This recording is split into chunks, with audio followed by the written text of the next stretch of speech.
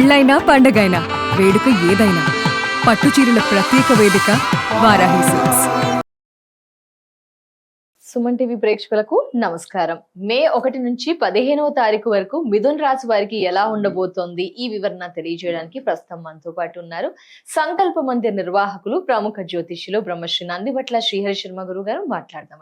గురుగారు నమస్కారం. గురువు గారు, వాగర్థావివ సంపృక్తౌ వాగర్థ ప్రతిపత్తయే జగతః పితరౌ వందే పార్వతీ పరమేశ్వరౌ ఆదిత్యాయ చ సోమాయ మంగళాయ బుధాయ చ గురు శుక్ర శనిభ్యశ్చ రాహవే కేతవే నమః. శృంగేరి జగద్గురు పీఠాధిపతులకి, కంచి పీఠాధిపతులకి నమస్కారములు తెలియజేసుకుంటూ కార్యక్రమాన్ని ప్రారంభిద్దాం. గురువు గారు, మరి మిథున్ రాశి వారికి గ్రహాలు ఎలా అనుకూలిస్తున్నాయి, ఏంటి ఆ వివరణ తెలియజేస్తారా గురువు గారు? మృగశిర నక్షత్రం 3-4 పాదాలు, ఆరుద్ర నక్షత్రం 4 పాదాలు, పునర్వసు నక్షత్రం 3 పాదాల వరకు జన్మించినటువంటి వాళ్ళందరూ కూడా మిథున రాశిలో జన్మించినటువంటి వారుగా గుర్తిస్తారు. ఇక గమనించుకున్నట్లయితే మేషరాశిలో రవి బుధ సంచారము, వృషభ రాశిలో శుక్రుడు, రాశిలోని గురు సంచారము, అలాగే సింహరాశిలో కేతువు, కుంభరాశిలో రాహువు, మీనరాశిలో శని కుజ యొక్క ప్రభావం. ఈ మిథున రాశిలో జన్మించినటువంటి వారికి ప్రధానంగా గమనించుకుంటే అదృష్టవంతులని చెప్పవచ్చమ్మా. కారణం ఏంటంటే రాశిలోని గురువు సంచారం.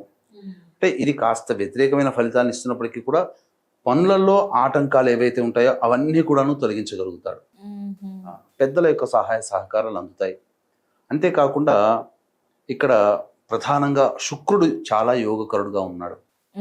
అంటే స్తంభించిన లేకపోతే దూరమైనటువంటి సంబంధ బాంధవ్యాలు మళ్ళీ పుంజుకుంటాయి. అపోహలు, అంటే మన మీద ఎవరైనా అపోహలు పెట్టుకున్నా ఆ అపోహలన్నీ కూడా పటాపంచలైపోయి మనమేంటి అనేటువంటి స్థితి ఈ యొక్క మిథున రాశిలో జన్మించినటువంటి వారికి సమాజంలో ఏర్పడుతుంది. కాబట్టి ఎవరైనా మన గురించి చెడుగా అనుకున్నా అది వాళ్ళు తెలుసుకోగలుగుతారు, మంచినే తెలుసుకోగలుగుతారు. పైగా వివాహ సంబంధమైనటువంటి సమస్యలు తొలగి వివాహం జరిగే అవకాశాలు మిథున రాశిలో జన్మించినటువంటి వారికి ఉంటుంది. దాంపత్య సమస్యలు, అలాగే భాగస్వామ్య సమస్యలు, ప్రేమికుల మధ్య ఉన్న ఎడబాట్లు అవి తొలగిపోయి ఆనందకరంగా ఈ మిథున రాశి వారు ఈ 15వ తారీఖు లోపల ఎంజాయ్ చేస్తారని చెప్పవచ్చు. విలువైన ఆభరణాలు, వస్తువులు కొనుగోలు చేస్తారు మిథున రాశిలో జన్మించినటువంటి. ఎందుకు? శుక్రుడు చాలా వైభవపేతమైన జీవితాన్ని ఇస్తాడు. సంఘంలో హుందాతనంగా ఉండడానికి కావాల్సినటువంటి సహాయ సహకారాలన్నీ కూడా అందిస్తాడు. కేతుగ్రహ ప్రభావం చాలా అనుకూలంగా ఉంది. ఆకస్మికంగా కొత్త వ్యక్తులు పరిచయం అవ్వడము, లేదా మనం ఏదైనా సమస్యలో ఉంటే మనకు ఇదివరకు మనకు ముక్కు మొహం తెలవకపోయినా కొత్త వ్యక్తులు మన సహాయ సహకారాలు అందడం, తద్వారా మనకంతా కూడా సమస్యల నుంచి పరిష్కారం అయ్యే విధంగా ఈ కేతువు సదా ఉపయోగపడతాడు. అయితే నవమ స్థానం అందు అనగా కుంభరాశిలో సంచరిస్తున్నటువంటి రాహుగ్రహ ప్రభావమే అది సాధారణంగా ఉంటుంది. ముఖ్యంగా తండ్రి గారి ఆరోగ్యం పట్ల శ్రద్ధ వహించాలి. అలాగే ప్రధానంగా ఈ యొక్క నవమ రాహువు సాధారణంగా ఈ విదేశీయానానికి సంబంధించినటువంటి యోగకారకుడుగా చెప్పవచ్చు. ఏదైనా కానీ దూర ప్రాంత ప్రయాణానికి సూచనలకి అనుకూలంగా ఉంటాడు. ఇక ఉన్న చిక్కల్లా వచ్చిందల్లా ఏంటి అని అంటే, ఈ లగ్నంలో గురువు ఎలాగో నేను గొప్ప అనే అహంకారాన్ని ఇస్తూ ఉంటే కుజుడు దాన్ని ఇంకా దృష్టితో బలోపేతం చేస్తాడు, ఇంకా ఎక్కువ చేస్తాడు. ఏమవుతుంది? నన్ను మించిన వాడు లేడు అనేటువంటి స్థితి కలుగుతుంది. ఇదంతా కూడా ఈ యొక్క మిథున రాశి వారికి ఈ 15వ తారీఖు లోపల ఏర్పడేటువంటి అవకాశం. ఎందుకు? కోపము అధికంగా ఉంటుంది ఇది. కాబట్టి కోపాన్ని తగ్గించుకోవాలి. శని కూడాను దశమ స్థానంలో కంటక శని దోషాన్ని ఇస్తున్నాడు. కాబట్టి చేసే ప్రతి ప్రయత్నంలో ఆటంకాలు అనేటువంటివి ఈ యొక్క శని ప్రభావం వల్ల కలుగుతుంది. కుజగ్రహ ప్రభావం వల్ల కోపం అధికంగా ఉంటుంది. ఇలా ఇంత ఎందుకు కలుగుతుంది అని అంటే, రాశ్యాధిపతి మరియు తృతీయాధిపతి అయినటువంటి రవి బుధులు లాభస్థానంలో పడ్డారు. ఇక్కడ వీళ్ళకందరికీ కూడా ఆ స్థితి రావడానికి, అంటే నేను గొప్ప, నన్ను మించిన వాళ్ళు లేరు అని చెప్పడానికి గల కారణం ఈ రవి బుధులు లాభస్థానంలో సంచారం చేస్తున్నటువంటిది. అంటే ఇన్నాళ్ళ వరకు కష్టపడుతున్నటువంటి నిరుద్యోగస్తులకి ఉద్యోగం దొరికే అవకాశాలు ఖచ్చితంగా ఉంటాయి. గట్టిగా ప్రయత్నం చేస్తే ఖచ్చితంగా ఉద్యోగం లభిస్తుంది. అలాగే ఇంక్రిమెంట్స్ కానీ లేకపోతే ఇతరత్ర ప్రమోషన్స్ సంబంధించినటువంటివి కావాలి అనుకునేటువంటి వాళ్ళకి ఇది చాలా అనుకూలమైనటువంటి సమయం.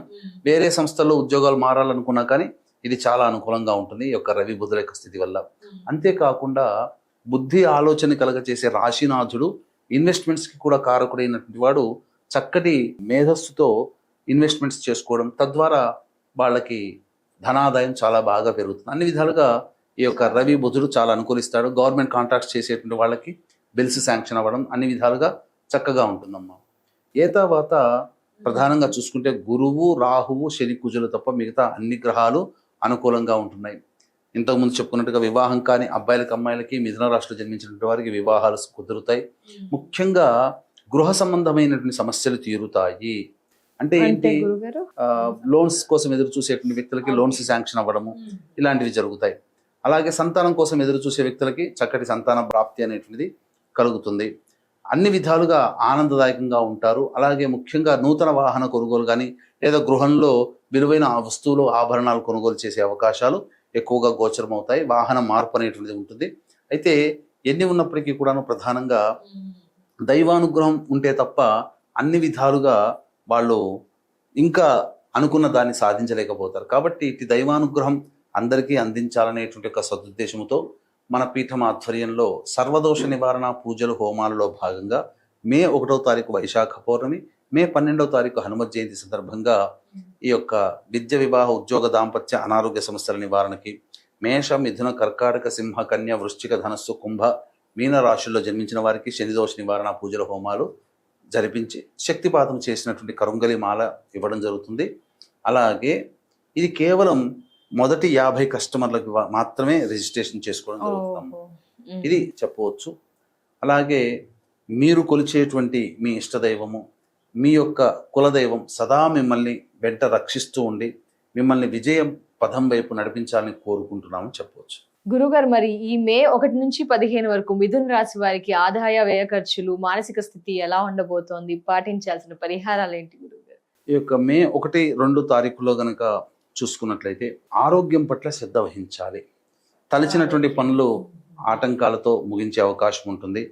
ముఖ్యంగా వృధా కాలయాపన జరుగుతుంది. ఖర్చులు కూడా ఉంటాయని చెప్పవచ్చు. టైం వేస్ట్ అవుతుంది. ఇక 3, 4, 5, 6, 7 ఈ తేదీలలో అన్ని విధాలుగా చాలా చక్కగా ఉంటుందమ్మా.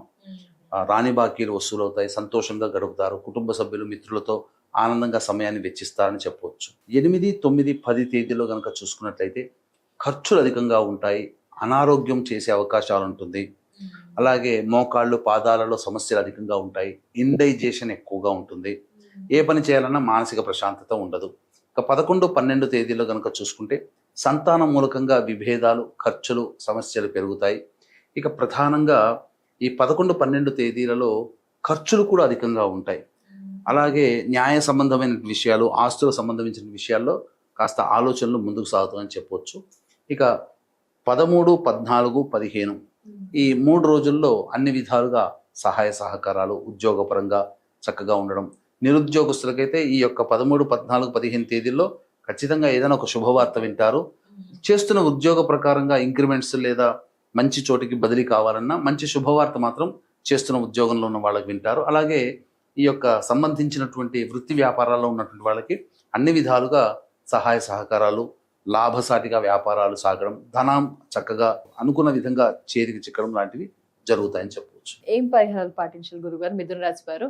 ఈ యొక్క మిథున రాశిలో జన్మించినటువంటి వారు ప్రధానంగా పరిష్కారానికి, సమస్యల పరిష్కారం కోసం ప్రతిరోజు కూడాను సూర్యుడికి నమస్కారం, సూర్యాష్టకం 6 సార్లు పారాయణం చేయడం, అలాగే వీలు కుదిరినప్పుడల్లా శివాలయానికి చేరుకుని అర్చన చేయించుకున్నట్లయితే చాలా మటుకు సమస్యలు పరిష్కారం అవుతాయని చెప్పవచ్చు. తప్పకుండా. ధన్యవాదాలు గురువు గారు. మిథున రాశి వారి రాశి వివరణ, పరిహారాలు తెలియజేసినందుకు. నమస్కారం గురువు గారు. సర్వం శ్రీ ఉమామహేశ్వర పరబ్రహ్మార్పణమస్తు.